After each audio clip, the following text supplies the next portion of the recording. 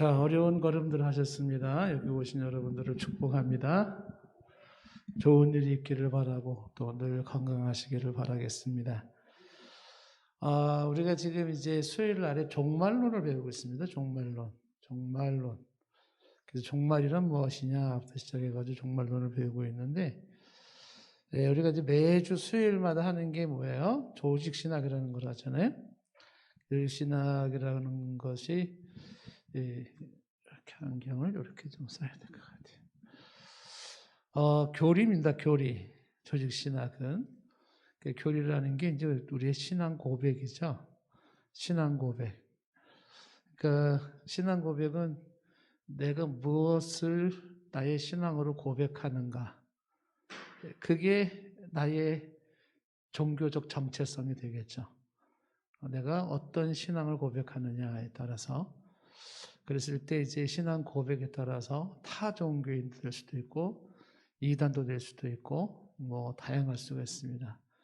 그 성경이 하나님의 성경을 통해서 우리에게 가르쳐 주시는 것들을 주제별로 정리를 해보니까 인간은 성경을 이렇게 말하고 있더라. 성경적 인간관을 정립을 하겠죠. 성경에서 하나님을 이렇게 설명을 하고 있더라. 그 성경적 신관을 정립할 수가 있겠죠. 성경에 보니까 구원이라는 걸 이렇게 설명하고 있더라. 성경적 구원관을 우리가 배울 수 있겠죠. 그러니까 우리들은 성경에서 뭘 말하고 있는지를 정리하고 있습니다. 그 성경에서는 교회를 어떻게 말하고 있는가. 성경적 교회관을 우리가 배웠고요. 성경에서는 이 시대의, 이 세대의 마지막을 어떻게 말하고 있는가. 성경적 종말론을 우리가 지금 이제 보는 거죠. 성경에서는 종말을 어떻게 말하고 있을까. 성경을 근거로 하지 않는 사람들의 다양한 의견이 있을 겁니다. 그런데 우리는 성경을 통해서 하나님께서 우리에게 말씀하시는 것을 정리를 하고 있습니다.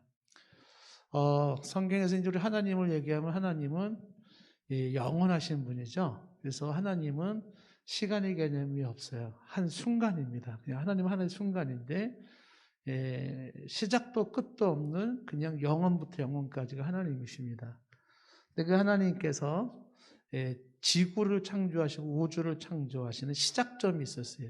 시작점. 그걸 뭐 빅뱅 이론으로 설명해도 좋아요. 어쨌든 하나의 어떤 시작점이 있었어요. 그걸 우리 성경에서 하나님이 창조 사역이라고 얘기를 하고 있는 거죠. 그러면 하나님이 시작이 있다라는 건 뭘 의미하는 거냐면 끝도 있다라는 거예요. 그래서 시작된 이 인류 역사, 우주는 하나님께서 정하신 끝이 있다라는 거죠. 끝이 우리가 종말, 마지막 때라고 하는 거예요. 그래서 시작부터 끝까지의 과정 속에 하나님의 영원한 섭리, 천지를 창조 이전부터 했던 섭리는 시작부터 끝이라는 그 지구 혹은 우주의 역사 속에서 그 중심 전환점에 예수 십자가 사건이라고 하는 것을 하나님은 창세기 이전부터 당신의 플랜, 계획이 있었던 것입니다.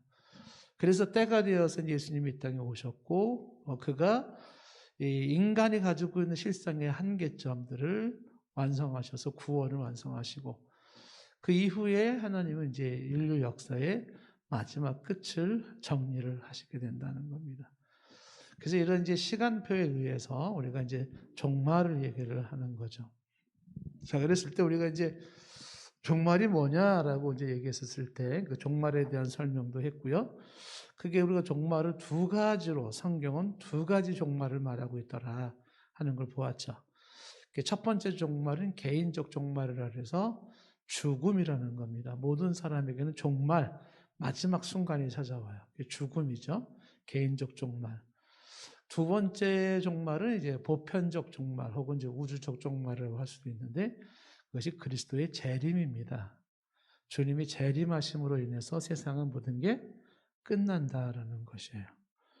그래서 우리가 이제 죽음에 대한 이야기를 하고 죽음과 주님의 재림하는 그 사이에 중간 상태에 이미 죽은 영혼들은 어떻게 되는가 하는 걸 우리가 예전에 좀 보았고 그 다음에 이제 지옥이라는 부분이 어떤 곳인가, 성경은 지옥을 어떻게 설명하고 있나라는 것을 보았고, 나중에 이제 우리가 천국은 또 어떤 천국인가를 우리가 또 보게 될 겁니다. 자, 그래서 이제 우리가 오늘 하루 다 끝낼 수는 없을 거예요. 그리스도의 재림에 대한 얘기를 좀, 그리스도의 재림. 이 내용을 이제 우리가 좀 보려고 하는데, 그리스도의 재림은 일반적 종말, 혹은 우주적 종말, 이렇게 얘기를 하는 거죠. 특히 이런 공부를 우리가 잘 해야 되는 이유, 그 이유는 뭐냐면, 역사 속에서 이단들이 가장 즐겨 쓰는 단골 메뉴가 구원론과 종말론이에요. 그래서 수많은 사람들이 이 잘못된 구원론에 빠지고 잘못된 종말론에 빠져서 인생을 망치고 영혼을 망치고 가정을 망치고 사회를 망친 케이스가 굉장히 많았어요. 그게 이제 구원론이나 이 종말론에 대한 개념을 잘 못 잡고 있으면 얼마든지 우리는 잘못된 그런 이단 사상에 빠질 수가 있습니다. 그래서 특히 이 종말에 있어서 또 재림과 관련된 내용을 주목해 볼 필요가 있습니다. 자, 하나 둘 좀 정리를 해나가기 전에 먼저 우리가 오늘 읽은 본문 말씀을 먼저 서론격으로 좀 보기를 원합니다. 베드로서 3장에 보시면은요, 오늘 읽은 말씀 3장. 먼저 한 절 한 절 한번 보면서 짚어보시죠. 3장 3절 말씀에 뭐라고 말했나 보세요. 자, 다시 한번 여러분, 자, 저를 아까 보시고요. 우리들은 특별히 의미를 두는 건 뭐냐면 성경이 뭐라고 말을 하는지를 주목하는 사람들이에요. 어떤 철학자가 무슨 말을 했느냐가 보다도 우리는 성경이 하나님의 말씀으로 영원 불변한 진리로 믿는 사람이기 때문에 성경이 뭘 말하고 있는지를 주목하는 게 굉장히 중요하다. 성경적 견해를 정립하는 것이 일단은 중요한 거야. 아시겠죠? 그래서 우리 성경을 자꾸 주목해 보는 겁니다. 자, 3절에 보시면 먼저 이것을 알지니 라고 되어 있죠. 그래서 먼저라는 것은 우선적으로 그런 뜻이에요. 무엇보다도 그런 뜻입니다. 무엇보다도 이걸 알지니, 말세가 있는데 말세, 그때 조롱하는 자들이 있다는 얘기부터 하죠. 여기서 말세는 한 날을 말하는 게 아니고 복수예요. 마지막 여러 날들 이렇게 말하고 있는 거죠. 자, 그럼 여러분들 다시 한번 질문 던집니다. 말세는 언제부터 언제까지? 말세라고 하는 여기서 말세가 하루를 말하는 게 아니라 여러 날들을 말한다 그랬는데 그 여러 날들, 그러면 언제부터 언제까지가 말세인가? 그렇죠. 우리가 성경적으로 우리가 갖는 신앙 입장은 장로교의 개혁주의라는 입장에서 고백하는 건 뭐냐면 예수님이 초림하신 거, 아기 예수를 탄생하신 그 순간부터 다시 재림하는 순간까지를 우리는 말세라고 보는 거예요. 그래서 성경에 말세에 대한 이야기가 나오면 그 이야기는 어떻게 이해되냐면 그 말세에 대한 이야기가 나왔어요. 말세에는 뭐가 어떻게 된다, 어떻게 된다 이렇게 얘기가 나왔으면 그거는 이미 이루어진 사건일 수도 있고 현재 이루어지고 있는 사건일 수도 있고 앞으로 이루어질 사건일 수도 있어요. 왜냐하면 말세라는 것이 범위가 넓기 때문에. 그래서 요한계시록 같은 데 이제 볼 때에 말세는 어떻게 된다 이렇게 얘기를 하면 그거를 아직 이루어지지 않은 우리의 미래 이야기들로만 이해하시면 안 된다는 거예요. 이미 이루어졌고 이루어지고 있으며 이루어질 것들이 말세라는 이야기 속에서 과거적 사건과 현재적 사건과 미래적 사건을 다 함께 다루고 있다. 이렇게 이해하시면 되겠죠. 그래서 우리가 말세 그러면 이제 신학적으로 중요한 용어가 이미와 아직이라는 표현을 썼어요. 그렇죠? already and not yet. 그래서 이미와 아직이라는 그 사이에 우리가 살고 있는 거죠. 이미 이루어진 그리고 아직 이루어지지 않은 그 두 개를 다 함께 우리가 그거를 이제 우리가 그 시대를 살고 있는 것이죠. 자, 그랬을 때 3절에 말세에 마지막 내려라고 할 때 초림에서 예수님이 재림까지라고 하면 거기 때 그 말세에 누가 있냐면 조롱하는 자들이 있어요. 조롱하는 자. 뭘 조롱할까요? 이 사람들이. 자, 이 사람들이 와서 자기의 정욕을 따라 행하며 이랬어요. 이 사람들은 성경을 따라 행하는 사람이 아니에요.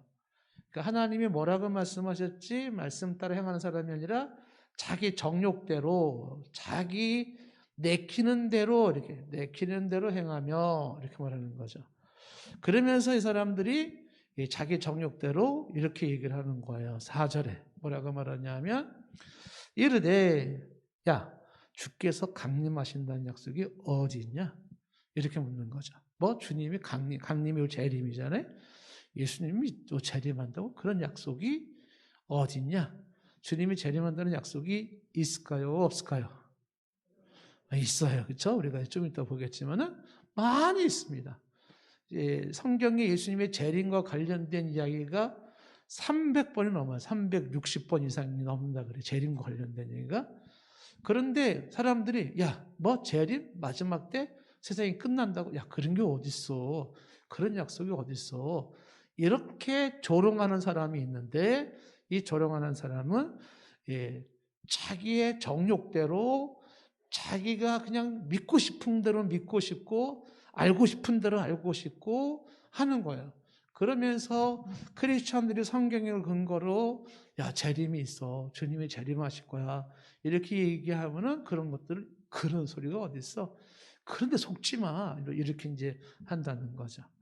그러면서 이 조롱하는 사람들이 말하기를 뭐라고 계속 얘기를 하냐면 조상들이 잔후로부터 만물이 처음 창조될 때와 같이 그냥 있다는 거죠. 그러니까 우리의 조상들 신라 시대부터 삼국 시대부터 조선 시대부터 쭉 조상들 이후로 계속 조상들이 다 잤잖아요. 다 죽었어요.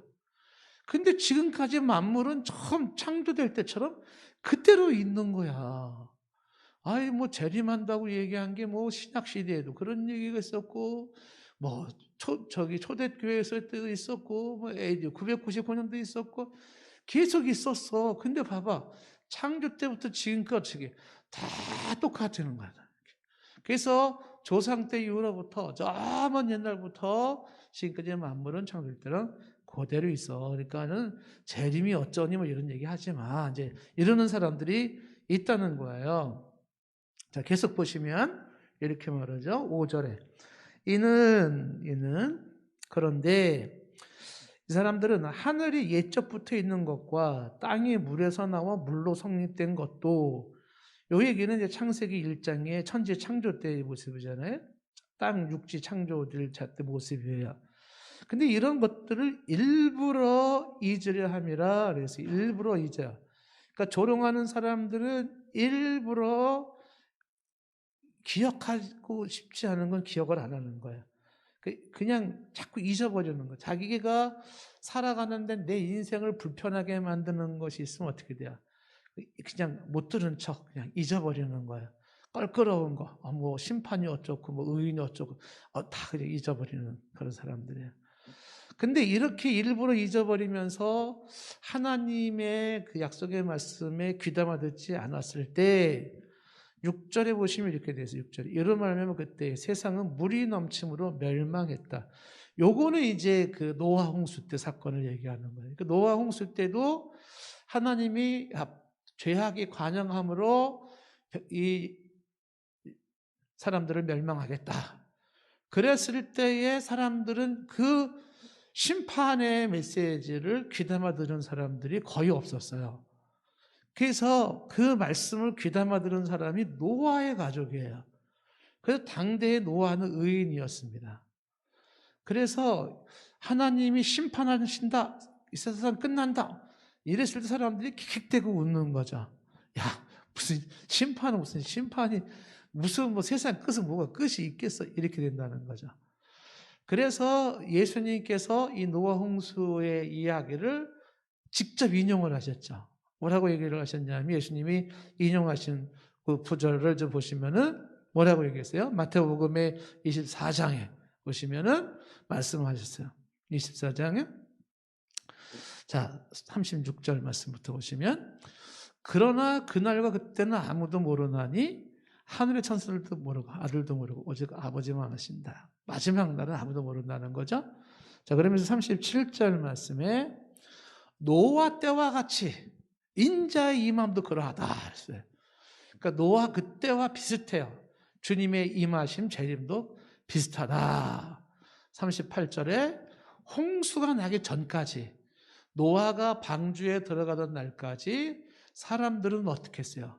먹는 것, 마시는 것, 장가드는 것, 시집가는 것 여기에 관심이 있었던 거예요. 그래서 어떻게 먹고 살까? 얼마나 잘 먹고 살까? 이런 거.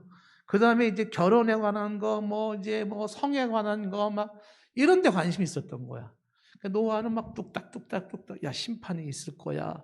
하나님 말씀 잘 들어야 돼. 그리고 이제 심판을 준비해야 돼. 막 하니까 사람들은 미친 사람 맞아. 아직도 저렇게 신앙생활을 하고 있어요. 이렇게 얘기를 하면서 사람들은 자기의 정욕에 따라서 행하는 사람들이니까 어떻게 돼요? 뭘 먹을까? 얼마나 먹을까? 돈을 얼마나 벌까? 막 이런 거에 관심이 있었던 거야. 그래서 어떻게 맨 뉴스들에 시집가고 장가가고 먹고 마시고 돈 얘기 막 이런 걸로 가득 찬 거죠. 예수님께서 하시는 말씀이 그런 거예요. 홍수전에 노아가 방주에 들어가기까지 사람들이 먹고 마시고 그렇게 했다는 거죠. 39절 말씀에 홍수가 나서 그들을 다 멸할 때까지 깨닫지 못하였으니 인자의 임함도 이와 같으리라 그랬어요. 그 예수님의 재림하기 전까지도 사람들이 깨닫지 못해요? 깨닫지 못하는 거죠. 보통 사람들이 깨닫지 못하는 거예요.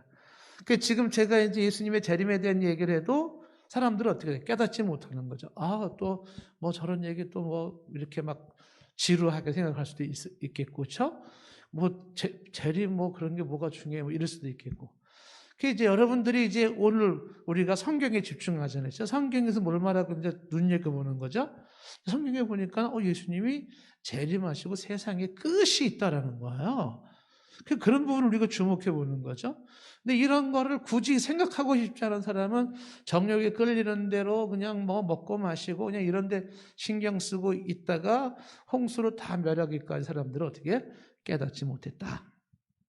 자, 인자의 임함도 재림도 노아 홍수 때와 비슷하다. 이렇게 얘기를 하고 있어요.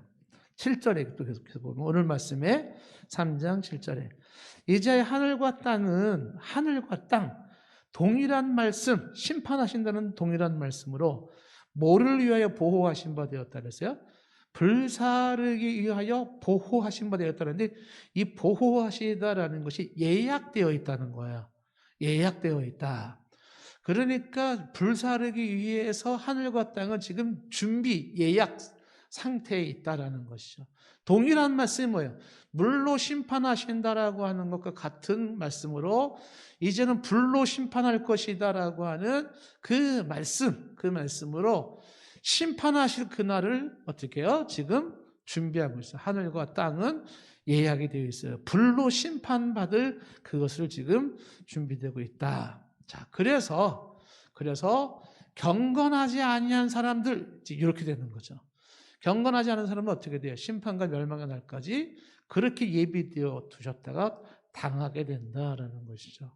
그러니까 이제 이런 심판의 날을 이야기하면서 성경은 분명히 말하는 게 뭐냐면 경건한 사람들이 이 심판 날에 살게 되는 거예요. 그래서 이 경건한 사람들에 대한 이야기가 우리가 뭐가 경건하다고 말해요? 그렇죠. 죄 없이 막 뭐 이렇게 성인 군자로 살아가는 뭐 그런 사람들의 개념이 아니죠. 예수님의 십자가로 내 죄가 사함을 받고 오늘도 의를 추구하며 살아가는 사람이잖아요. 이게 이제 좀 이따도 이게 한 번 더 강조돼요. 경건한 사람에 대한 이야기가 결국은 이 경건하지 아니한 사람들 그때의 한편에 양과 염소를 가릴 때 염소와 같은 그런 불의한 자들, 회개치 않은 사람들, 교만하고 거짓말하고 음란하고 이런 사람들을 위한 영원한 지옥의 형벌이 멸망의 날에 그들이 이제 준비되고 있다라는 것이에요. 자, 그 다음에 이제 8절에 보시면 이렇게 됐죠. 사랑하는 자들아, 주께서는 하루가 1000년 같고 1000년이 하루 같다는 이 한 가지를 잊지 마라 그랬어요.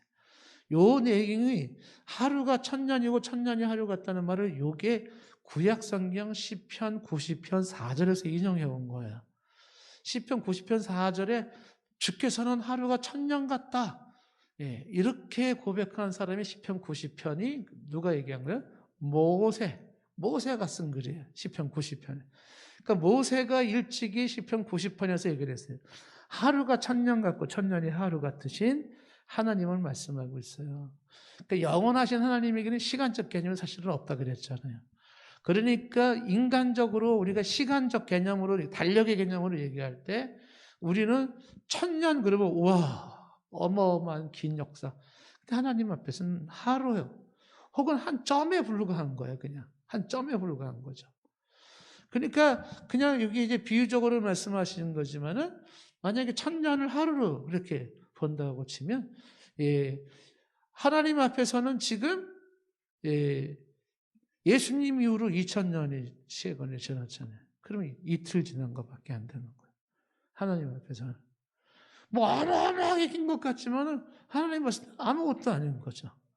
그 하나님께서는 이렇게 하루가 천년 같고 천년이 하루 같은 것을 잊지 말아라. 자, 이 얘기를 하면서 이제 말하고 싶은 게 뭐냐면 9절 말씀이에요.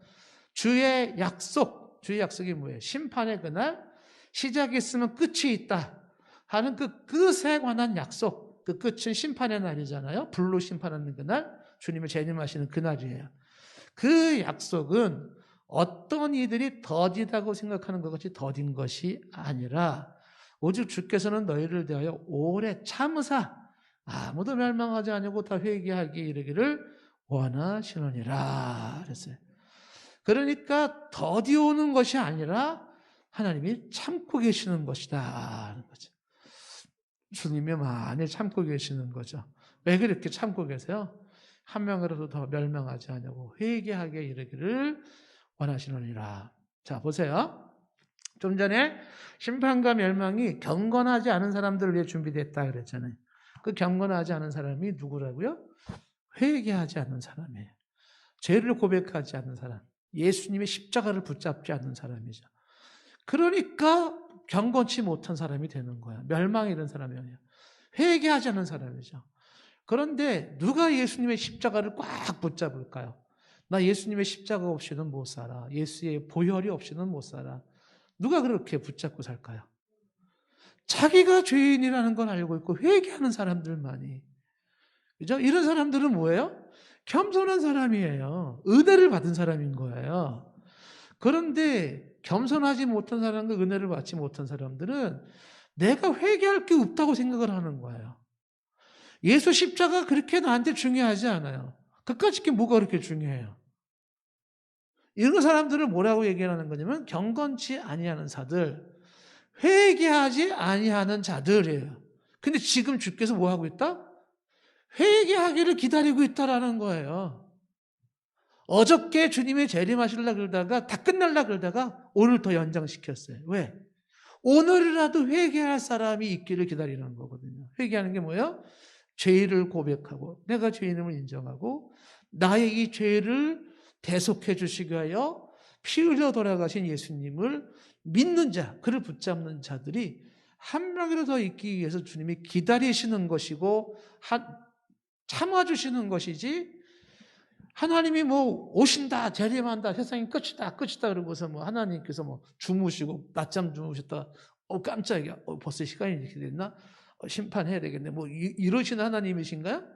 하나님이 뭐 지금 잠시 잊어버리고 뭐 딴 일을 하고 계실까요? 그게 아닌 거죠.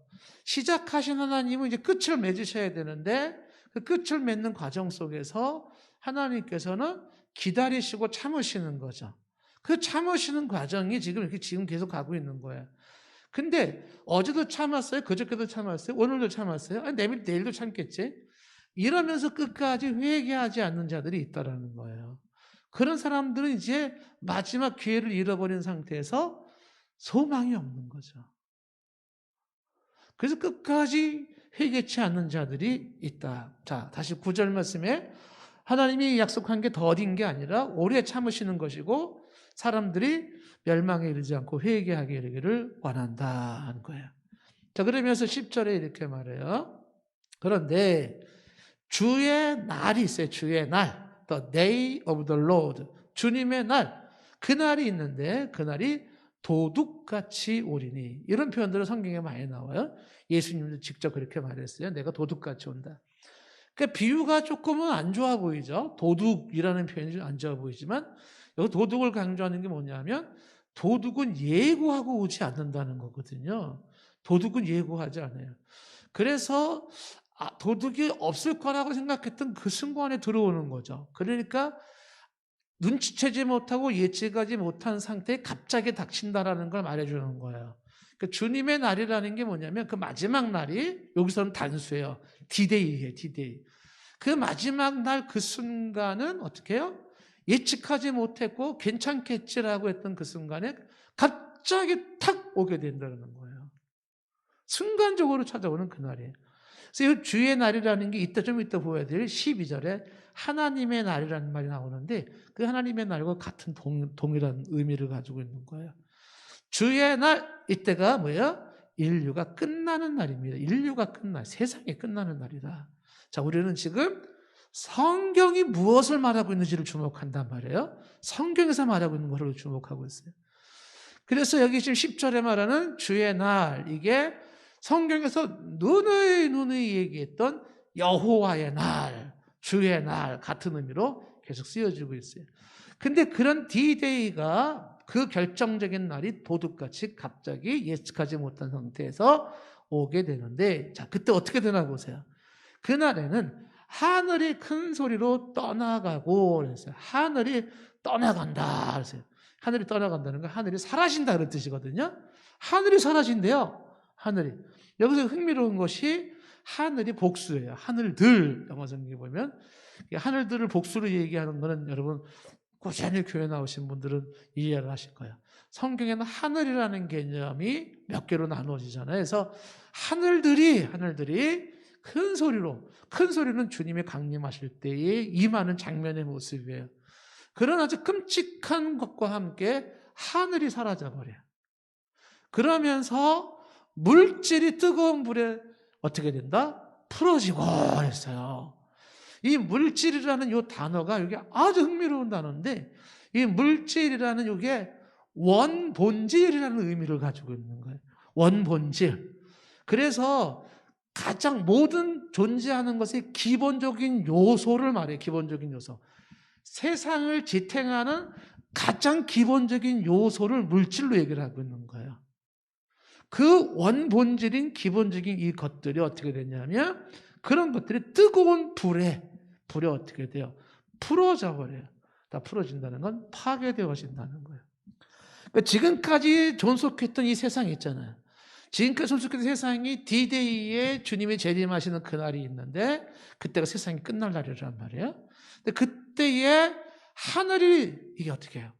이게 사라져 버리면서 존재하는 모든 세상의 기초 단위, 기본 단위라고 하는 그 물질, 그것이 물이든지 공기든지 무엇이든지 그것이 어떻게 되냐면 파괴되기 시작하는 거예요. 그 뭐에 의해서? 불에 의해서 파괴되어지는 거죠.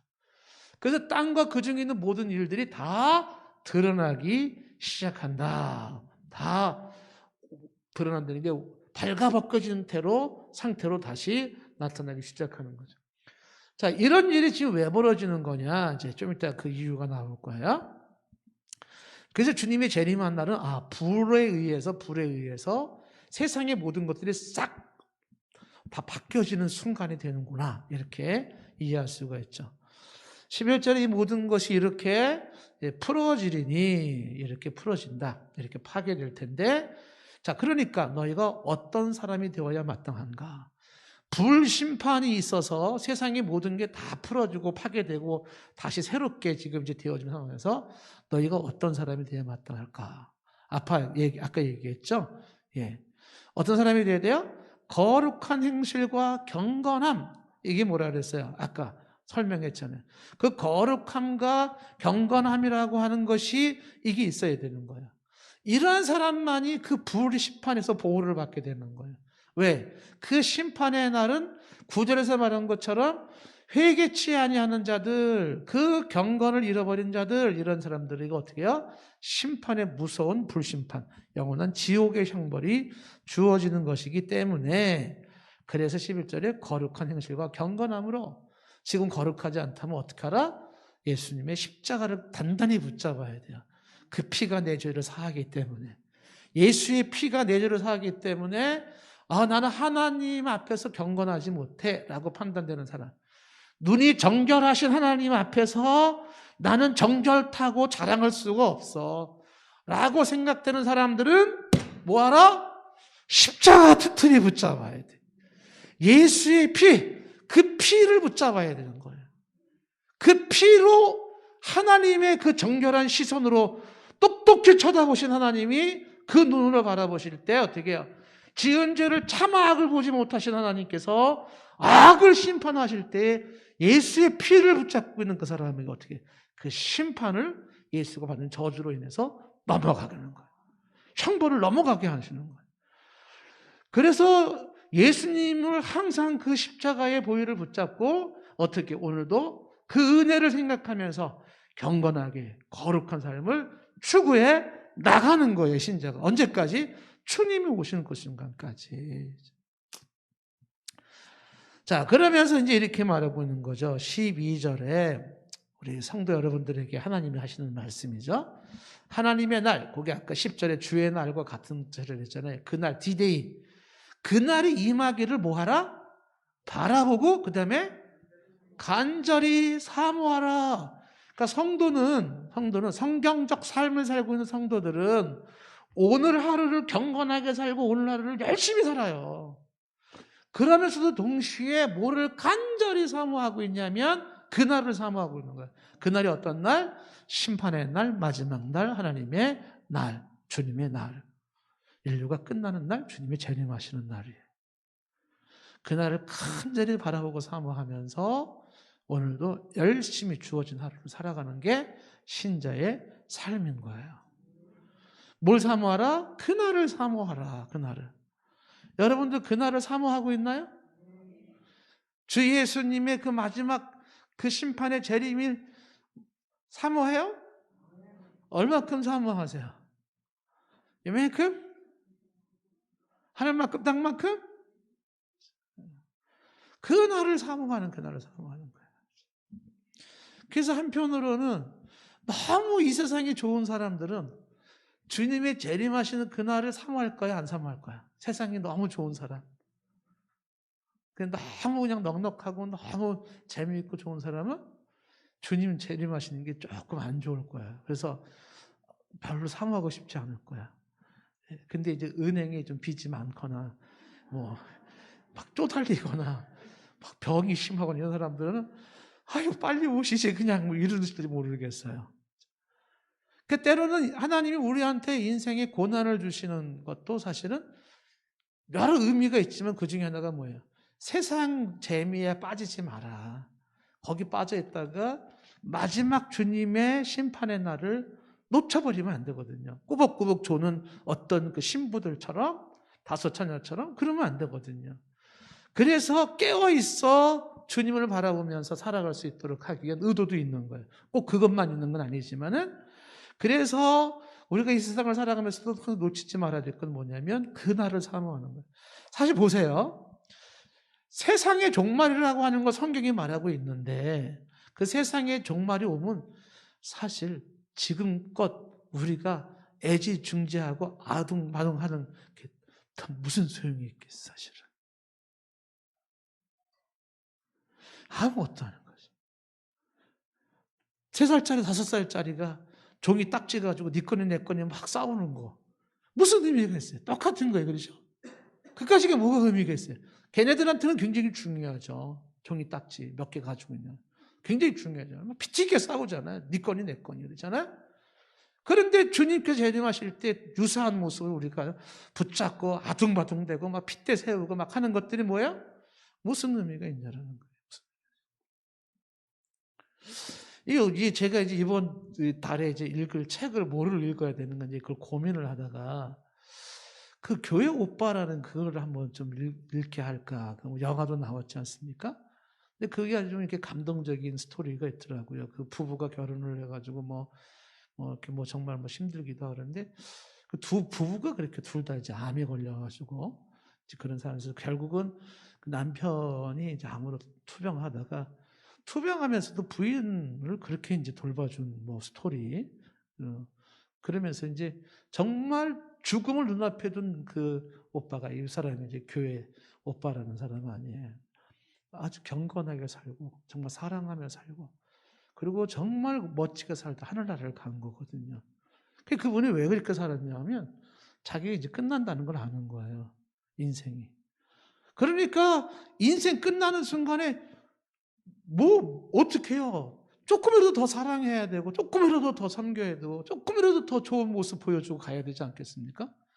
그러면서 살았던 그 아름다웠던 모습들, 그때 했던 아주 정말 주옥 같은 말들, 이런 것들을 잊을 수가 없어서 이제 그거를 담은 거란 말이에요. 책이나 영화로 이렇게 담았단 말이에요. 그 죽음을 눈앞에 둔 상태에서 사람들이 살아가는 모습이 바로 그런 거예요. 여러분들이나 저나 개인적인 종말로 죽어서 끝날 수도 있고 주님의 재림하심으로 끝날 수가 있어요. 그럼 어떻게 되겠어요? 끝을 바라보고 있는 사람으로서 우리들은 지금 내가 뭐에 지금 내 인생의 에너지를 다 쓰고 있냐? 내가 지금 뭐 때문에 지금 이렇게 사람들과 신경이 버리며 살아가고 있냐? 그게 주님의 재림했을 때 무슨 가치가 있는 건데? 그래서 좀 더 영원한 가치를 추구하고 좀 더 의미 있는 걸 추구하는 것은 뭐예요? 종말론적 삶을 살아가는 사람에게서 나타나는 현상이에요. 그래서 이 장로교의 개혁주의에서 종말론을 강조하실 때 이 종말론을 배우는 목적 중에 하나가 뭐냐면 종말론적 삶이라는 얘기를 하는 거예요. 종말론적인 삶. 이 종말론적 삶이라고 하는 건 뭐냐면 끝을 바라보면서 살아가는 삶이거든요. 이러한 삶을 살아가는 사람들에게는요, 한결 세상의 욕심이나 집착에 빠지지 아니하고 그리고 그런 불의와 죄악에 빠지지 아니하는 경건한 삶을 살아가는 사람들의 모습이거든요. 그래서 주님이 지금 뭐라고 말하냐면 주님이 재림한다는 게 어디서 이렇게 조롱하는 사람들이 있지만 그런 사람들은 일부러 잊어버리는 거예요. 왜? 자기 정욕이 안 맞아요. 주님의 재림 심판은. 그 정욕대로 먹고 마시고 이러고 살아야 되는데 심판 얘기하니까 너무 싫은 거예요. 그러니까 그런 게 어디 있어. 조상 때부터 지금까지 그 하늘과 그 땅이야 똑같아 이렇게 얘기를 한다라는 거예요. 그 얘기가 노아 홍수 전에도 그랬다라는 거예요. 그랬는데 물로 심판했던 거 보지 않느냐. 동일한 모습으로 불로서 심판하실 날이 준비가 되어 있는데 왜 그 심판의 날이 있다라는 걸 자꾸 강조하는데 일부러 잊으려고 하느냐. 그렇게 조롱하는 자의 모습으로 있다가 어떻게 해요? 경건을 잃어버리고 회개치 아니하였다가 결국은 영원히 형벌을 받게 되는 거 아니냐라는 거예요. 그래서 성경을 통해서 지혜를 갖고 깨달은 사람들은 어떻게 해요? 심판이 있다. 마지막 때가 있다.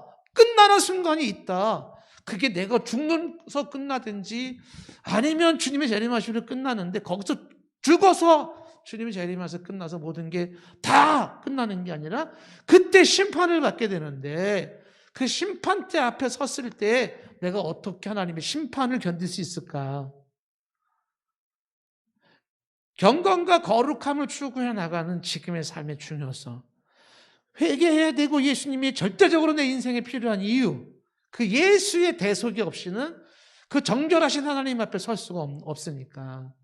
그래서 예수님의 그 보혈을 의지하면서 오늘도 그날 마지막 날을 바라보면서 어떻게 해요? 그날을 바라보면서 오늘도 경건하게 살아가는 거예요. 오늘 말씀 보세요. 10절에 그날을 바라보는데 사모하도 어떻게 사모하라 그래요? 간절히 사모하라, 간절히. 주 예수의 강림을 간절히 사모해라. 이게 마땅한 삶이에요. 왜? 그날에 하늘이 불에 타서 풀어지고 여기 앞에 얘기했던 내용이 반복되는 거 10절 말씀이. 그 다음에 물질, 아까 물질 얘기를 했잖아요. 원본질이라고 하는 기본적인 요소. 그러니까 이 물질이 뜨거운 불에 다 녹아지는 거예요. 자, 그래서 13절에 우리는 그의 약속대로 의가 있는 것, 불의와 죄가 없는 의가 있는 뭐를 바라봐요? 새하늘과 새 땅을 바라보는 것이 신자의 모습이에요. 이 새하늘과 새 땅에 대한 얘기는 제가 나중에 또 한번 설명하고, 여러분들에게 제가 새하늘과 새 땅에 대한 얘기할 때 카이노스, 네오스 얘기를 했어요. 기억나시는 분? 아유, 기억나시는 분 감사해요. 여기서 말하는 게 지금 요한계시록에서 말하고 있는 그 카이노스예요. 요한계시록 21장 1절에 새하늘과 새 땅을 창조하잖아요. 그래서 이게 참 말씀이 기가 막히게 정확하신 거예요. 좀 전에 뭐라고 얘기를 했어요? 불로써 하늘이 사라져버리고 모든 존재하는 물질, 원본질이라고 하는 게 어떻게 됐어요? 이게 파괴된다 그랬잖아요. 그러면서 새하늘과 새 땅이 만들어지는 거예요. 새하늘과 새 땅. 그래서 새하늘과 새 땅이라고 하는 것은 과거에 있었던 것과 상관이 없는 별개의 세상이 만들어지는 게 아니라 여기 있는 존재했던 것들, 지금의 하늘과 땅이 새롭게 변화된 새하늘과 새 땅이에요. 그래서 기존에 존재하는 것과 앞으로 존재할 하늘과 땅은 연속성도 가지면서 불연속성도 갖는다라는 얘기를 했잖아요. 그게 뭐라고 단어가? 여기서 쓰는 단어가, 그 단어가 카이노스라는 단어를 쓰는 거예요. 네오스가 아니에요. 그 요한계시록에 나와 있는 그 카이노스 단어가 지금 여기서 똑같이 쓰고 있는 겁니다. 새하늘과 새 땅이라는 거예요. 그래서 그 새하늘과 새 땅이 뭐예요? 하나님께서 천지를 창조하시고, 자 보세요. 끝도 없는 영원에서부터 영원까지, 그 영원이라는 데는 시간의 개념이 없어요. 하나님은 그냥 하나의 점과 순간 같은 것이에요. 그 시간을 초월하시는 하나님께서 그 시간조차가 없는 어느 시점에 천지를 창조하시고 시작을 하신 거예요. 이렇게 시작하신 하나님이 어느 순간에 끝을 내는 거예요. 끝을 내는 거예요. 영원하신 하나님 앞에서 시작과 끝이 있는 인류의 역사가 존속하고 있는 거예요. 그 시점에 예수님의 십자가 사건을 만들어 놓고 주님의 재림하심으로 말미암아 이 시간과 공간을 제한을 받고 있는 3차원의 세계가 없어지는 또 하나의 영원한 세계로 이루어져 나가는 거예요.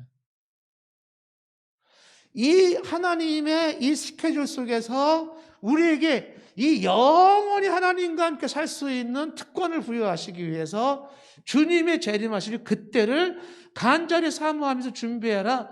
경건과 거룩함으로 기다리고 있어라. 회개치 않은 자들에게 회개할 수 있도록 하나님은 기다리고 있다라고 하는 거예요.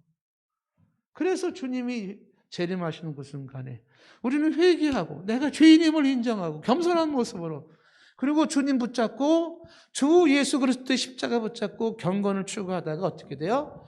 새하늘과 새 땅에서, 새로운 하늘과 새 땅에서 우리의 영원한 삶을 보장받기를 원하는 거죠. 성경적 삶인 거예요. 성경적 삶. 성경을 근거로 하지 않는 사람들한테는 아유 그까짓 거 뭐 이럴지 모르겠지만, 우리는 성경은 시간과 공간이 지나도 바뀌지 않는 영원한 진리를 믿어요.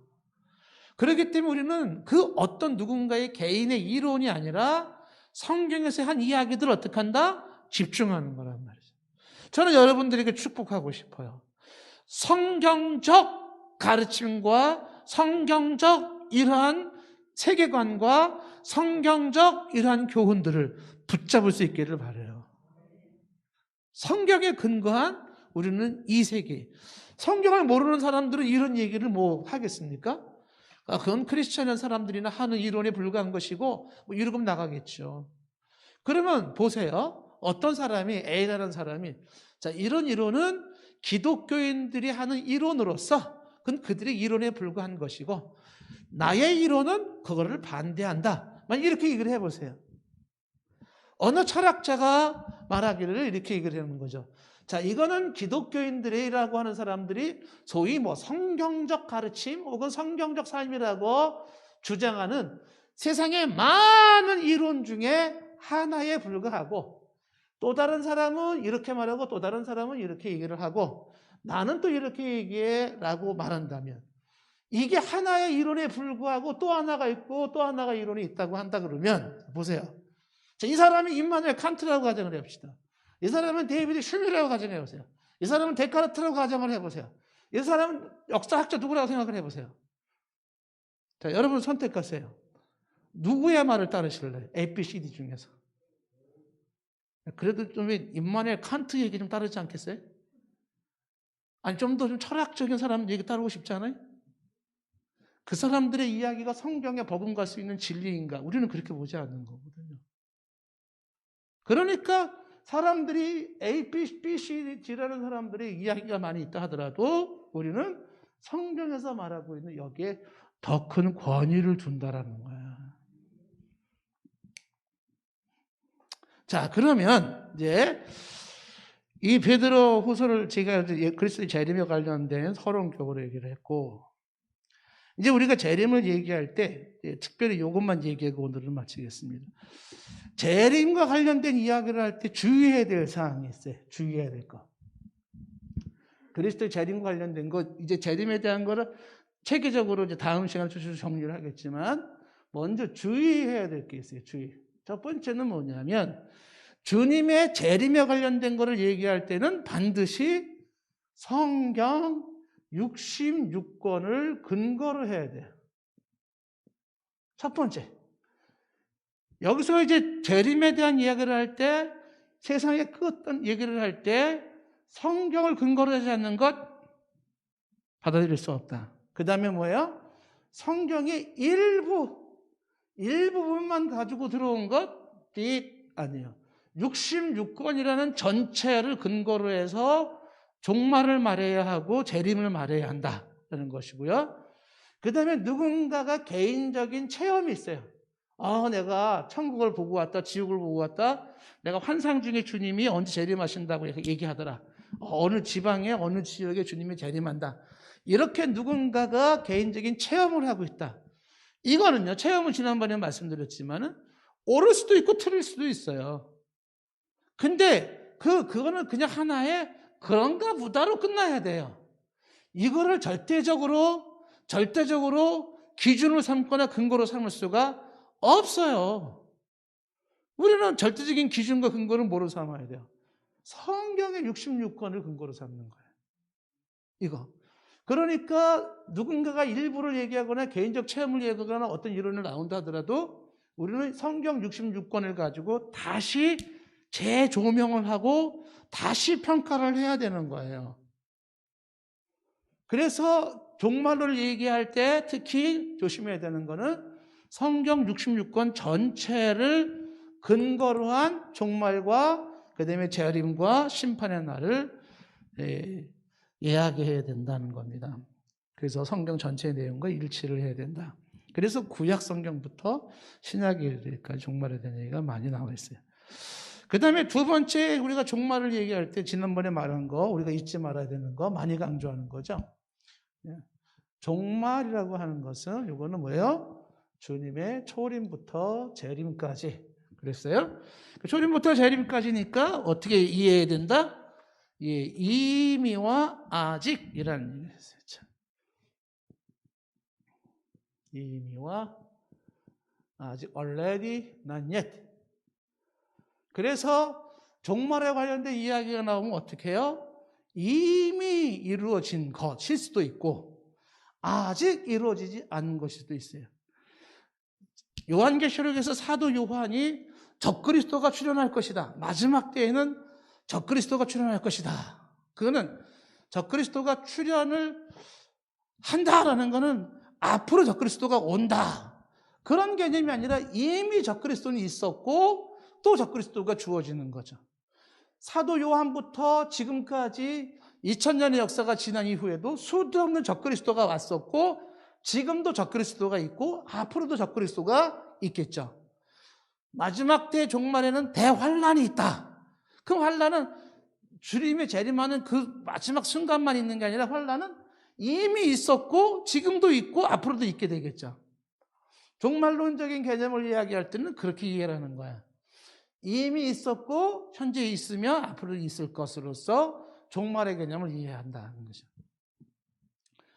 그래서 성경이 얘기할 때 그렇게 얘기를 하는 것이고 그 다음에 하나 우리가 얘기를 해야 되는 것은 뭐냐면 세 번째는 이 재림에 대한 관련 얘기를 할 때는 주님의 재림에 대한 사실성을, 재림에 대한 사실성, 이 부분을 분명히 해야 된다는 거죠. 왜 그러냐 하면 주님의 재림에 대한 이 사실성을 수많은 철학자들 혹은 수많은 우리 그 신학자들조차도 이것을 재림을 달리 얘기를 하고 있는 거예요. 그래서 예수님의 재림 하시는 거를 뭐 영적 임재설, 그래서 혹은 뭐 성령 강림설, 성령이 강림한 게 재림한 거다, 뭐 이렇게 하고, 개인적으로 내 안에 주님이 내 안에 들어오는 것을 재림으로 보고, 뭐 이렇게 이야기하시는 분이 있는데, 그건 우리들의 지금 얘기하고 있는 우리가 말하는 개혁주의라고 하는 장로의 입장은 아닌 거예요. 그리고 어떤 사람들은 아까 조롱하는 자들처럼 그런 게 어디 있어, 그런 거 없어, 이렇게 얘기하는 사람이 있는데, 그렇지 않다, 있다라는 거예요. 성경의 사실성이라고 하는 이 부분을 이야기할 때 재림이 없다, 재림이라는 건 없어, 이렇게 얘기하는 것도 옳지 않고, 이 재림이라는 것은 상징적인 의미를 가지고 있어, 이렇게 얘기하는 것도 옳지 않고, 이것은 성령의 강림을 말하는 거야, 이렇게 하는 것도 옳지도 않고, 이 재림에 대한 사실성이라는 건 분명한데 이거를 시간적으로 정해놓고 몇 년 몇 월 며칠 날 주님의 재림해라고 얘기하는 거예요. 그게 뭐예요? 시한부 종말론이에요. 그러니까 시한부 종말론이라고 하는 것은 시간을 정해놓은 종말론이에요. 몇 년 몇 월 며칠 날 종말, 그거는 잘못된 거예요. 아까 도둑같이 임한다라고 하는 것은 아무도 모른다는 거예요. 나를 정할 수가 없다라는 거예요. 갑자기 임하는 거거든요. 그래서 시간을 정해놓고 종말을 말하는 거는 성경적이지 않다라고 하는 것이죠. 자, 그러면 성경의 재림에 대한 얘기가 뭐 얼마나 많이 나오는가 간단히 좀 보고 마칠게요. 오늘은 마태복음 24장 30절 말씀에, 24장 30절에, 자, 그때 인자의 징조가 하늘에서 보이겠고 그때 땅의 모든 족속들이 통곡하며 그들이 인자가 구름을 타고 능력과 큰 영광으로 오는 것을 보리라. 여기서 구름은 상징적인 의미, 은유적인 의미가 아니에요. 실제 구름인데 타고 능력과 영광으로 오는 걸 보리라. 요한복음 14장 3절 말씀에 내가 너희를 위해 처소를 예비하면 어떻게 해요? 거처를 예비하면 내가 다시 와서 너희를 내게로 영접하면 다시 온다, 이렇게 얘기를 한 것이죠. 그 다음에 사도행전 1장 11절에도 갈릴리 사람, 천사들이 하는 얘기죠. 승천하는 예수님을 향해서 갈릴리 사람들은 어찌하여 서서 하늘을 쳐다보느냐? 너희 가운데서 하늘로 올라가신 이 예수는 하늘로 가심을 본 그대로 오시리라. 가심을 본 그대로 오신다라는 것은 육체적인 승천처럼 육체적인 재림을 말하는 것이고, 육안으로 볼 수 있는 가시적인 승천처럼 육안으로 볼 수 있는 가시적인 재림이고, 갑자기 돌발적인 승천처럼 돌발적인 재림을 말하는 것이고, 승리적인 승천처럼 승리적인 재림을 말하는 거예요. 그대로 오신다. 요한계시록 22장 20절 말씀에도 마지막에 뭐라 했어? 이것들은 증언하시니가 가라사대 내가 진실로 속히 오리라 하시거늘 아멘 주 예수여 오시옵소서라는 거죠. 그래서 우리는 이런 말씀을 근거로 매주마다 손을 들고 고백을 하는 거야. 사도신경 고백하는 거죠. 어떻게 해서 고백해요? 하늘에 오르사 전능하신 하나님 우편에 앉아 계시다가 저리로서 산자와 죽은 자를 심판하러 오시리라고 고백을 하는 거예요. 입술로 중언하듯이 중얼중얼 할 문제가 아니라 우리는 정말 다시 오실 예수님을 믿습니다라고 고백하는, 이게 신앙 고백이, 그게 우리들의 신앙적인 삶이고 우리의 신앙적 정체성을 만들어내는 것이에요. 자, 다음 시간에는 우리가 주님의 재림하기까지의 어떤 시대적인 징조부터 시작해서 재림에 관련된 내용을 좀 더 자세히 보도록 하겠습니다.